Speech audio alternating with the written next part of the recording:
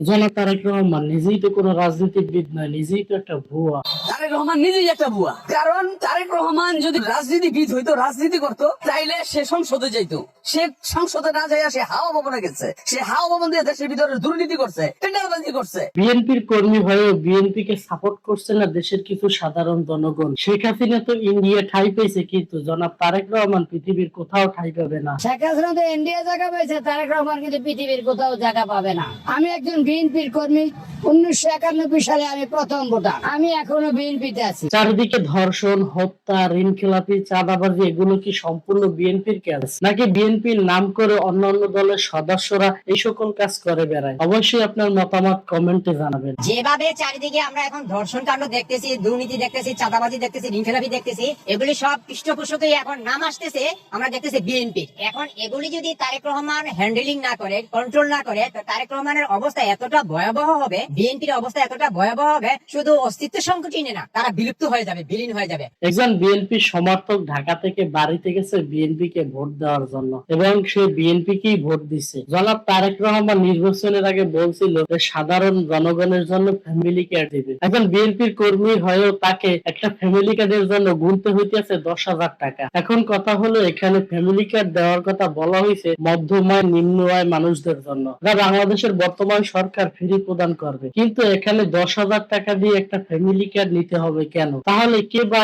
কারা এই টাকাগুলো খাচ্ছে? প্রশ্ন আপনাদের কাছে। ভোট দিতে দেশে গেছি, ভোট দেওয়া হয়েছে, বিএনপি সরকার ক্ষমতায় গেছে, আমি নিজেই বিএনপি করি। তারপর দেখা হওয়ার পর 1 লক্ষ গেছে দিলাম, যে 10,000 টাকা লাগলো এটা ফ্যামিলি কার্ড রাখবা। আমি কই কি কয়, আড়া বছর বিএনপি করলাম, 17 বছরে ভোট দিলাম না, উনি 10,000 টাকা লাগলো এটা ফ্যামিলি কার্ডে নাম লাগবে, তাহলে এই বিএনপি করিয়া কি হইলো? বেড়াই কইছে লাগলো তুমি নামটা দিয়ে রাখো, ভবিষ্যতে ভালো হইবে। এদিকে আবার সাধারণ জনগণ বিএনপি ঋণ খেলাপি সরকারের উপর ক্ষিপ্ত। যদি আগামী 5 বছর সরকারের দায়িত্বে থাকতে পারে, তাহলে শেখ হাসিনা রেকর্ডটাকে ভেঙে দিতে পারবে। কারণ বিএনপি থেকে যাদেরকে নমিনেশন দেওয়া হয়েছিল তাদের মধ্যে অনেকেই নাকি ঋণ খেলাপির সাথে জড়িত। এই বিএনপির ঋণ খেলাপি সরকার যদি এখন 5 বছর ক্ষমতায় থাকতে পারে, হাসিনার রেকর্ড ভেঙে দিবে বলে আমি মনে করি। বিএনপি সরকার থেকে যেই 300 প্রার্থীকে বা যে কয়জন প্রার্থীকে নমিনেশন দেওয়া হয়েছিল, তাদের ভিতরে নমিনেশন প্রাপ্ত 29 জন, আমি আবার বলতেছি 29 জন এমপি প্রার্থী ছিল যারা ছিল ঋণ খেলাপি। তাদের মোট ঋণের পরিমাণই ছিল 11,000 কোটি টাকা। ঋণ খেলাপিদেরকে আপনি এমপি বানালে তারা ব্যাংক লুট করবে না তো কি করবে? ঋণ খেলাপিদেরকে আপনি যদি এমপি বানান, তারা এখন তো 42,000 কোটি টাকা বানিয়েছে, তারা যদি 3 বছর ক্ষমতায় থাকতে পারে, এটা 42 লক্ষ কোটি টাকা হয়ে যাবে। আপনাদের কি মনে হয় বিএনপির সদস্যরা আসলে ঋণ খেলাপির সাথে জড়িত,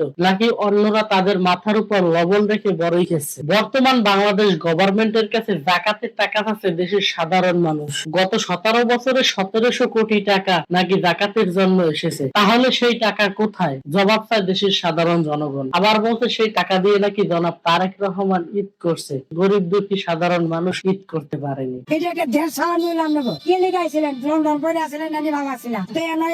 আকাম শুরু করলাম। তোমার টাকা কইছে জাকাতের টাকা নিয়ে ঈদ করণের লাগে আমরা টাকা পাইলাম না, একটা জাকাতের টাকা কই তোমার নামে? এই পর্যন্ত 17 বছরে 1700 কোটি টাকা জাকাত আছে, আমরা পাইলাম নইলে তোমার কাছ থেকে টাকাটা কই? তুমি জনগণের টাকা নিয়ে ঈদ করছো, আমরা ঈদ করতাম না। এই বিদেশ থেকে টাকা পয়সা এইগুলো তোমরা খাই লাও, জাকাতের টাকা কার ব্যাংকের টাকা আছে এটা তুই খাই লাও, তাহলে আমরা চলবো কেমনে? দর্শক, আপনাদের কাছে প্রশ্ন হলো, গত 17 বছরে 1700 কোটি টাকা কি জনাব তারেক রহমানের কাছে আসলেই আসছে? অবশ্যই আপনার মূল্যবান মতামত কমেন্টে জানাবেন। আগের চাইতে এখন ভালো আছি। আগে খেতাম ফার্মের মুরগি, পাঙ্গাস মাছ, আর এখন সবসময় ডাল আলু ভর্তা চলেই। ঢাকার ফুটপাত থেকে হকারদেরকে উঠিয়ে দেওয়ার কারণে দেশের বেকারের সংখ্যা বাড়ছে। ফুটপাতের ব্যবসায়ীরা বাধ্য হয়ে অনেকেই এখন অটো চালাচ্ছে। তাই আগে যারা ড্রাইভার ছিল তারা ঠিকমতো ভাড়া পাচ্ছে না বলে সরকারের প্রতি ক্ষোভ। এছাড়া জুলাই সনদ বাস্তবায়ন না হওয়ার কারণে সরকারের প্রতি তীব্র নিন্দা জানায় দেশের সাধারণ জনগণ। আগের চেয়ে এখন খুব ভালো আছি। আগে যেমন পোল্ট্রি মুরগি আর ওই যে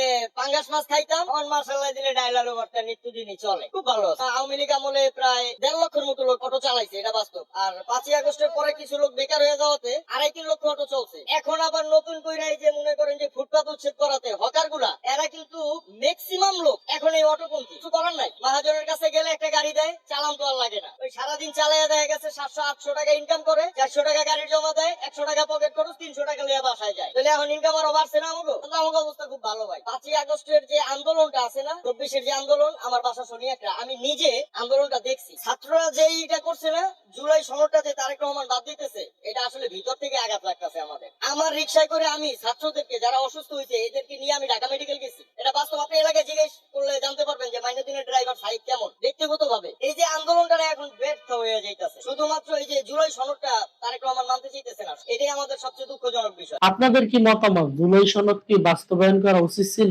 অবশ্যই আপনার মতামত কমেন্টে জানাবেন। আজকের এই ভিডিওতে কাউকে দোষারোপ করা হয়নি, বরং সমাজের বাস্তব চিত্রগুলো তুলে ধরা হয়েছে। যারা আগের পর্ব দেখেননি, ভিডিও ডেসক্রিপশন বক্সে লিংক দেওয়া আছে, চাইলে দেখতে পারেন। এতক্ষণ ধরে আমার বকবক শোনার জন্য অসংখ্য ধন্যবাদ। ভালো থাকবেন, দেখা হবে নতুন ভিডিওতে।